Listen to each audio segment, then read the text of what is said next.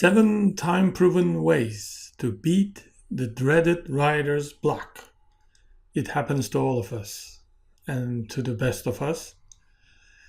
You sit down at your keyboard and nothing comes out. All of a sudden, it's like terrible. But here are 7 ways to hopefully beat the writer's block.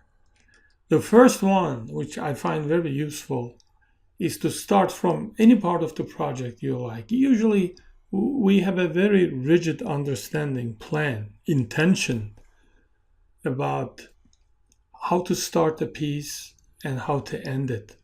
So there's this progression. And if we can't get the first part right, we are frozen. Don't do that. Jump to the second part, fifth part, jump to the very end. It doesn't matter. Whatever you feel like writing, go ahead and write it. That's one sure way to break through the writer's block. Second, take a walk, run, lift some weights, play ping pong, tennis, do some physical activity. That extra blood and oxygen in the brain, really, it does wonders. I usually get my best ideas when I'm jogging. So the third method is remember all those times in the past when you came through like a champ. You had so many successes, so many things finished in the past. You are the same person today who finished all those projects successfully. So don't forget that and give yourself a little pat in the back. That should help too.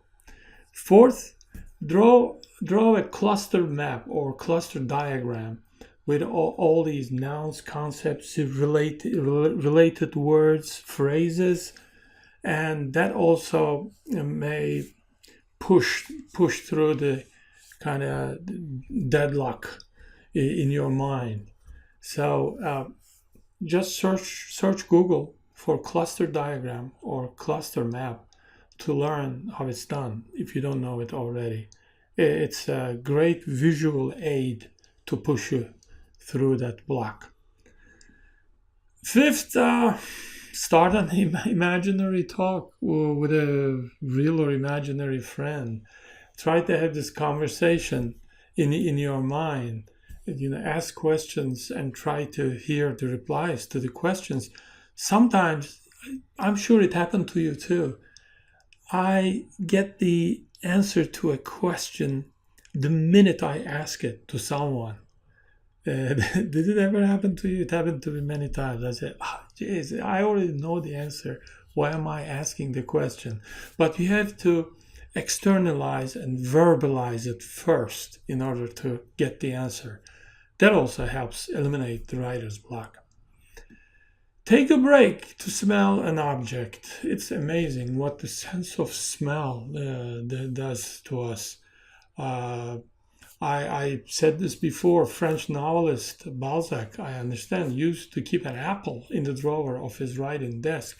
That fragrance really inspired him a lot. It could be cologne or perfume or a flower or something else that has special significance for you. But that extra sense can also help you push through that blockage. And lastly, think about the rich rewards of completing your writing project successfully. Think how good you will feel when it's all done. And especially if you are on a commission assignment or you do this for a salary, that's even an additional incentive for you to keep going. So I know it's a tough thing, writer's block, but if you apply some of these methods, perhaps you'll be able to cut right through it like knife through butter. So take good care, and I see you in the next video.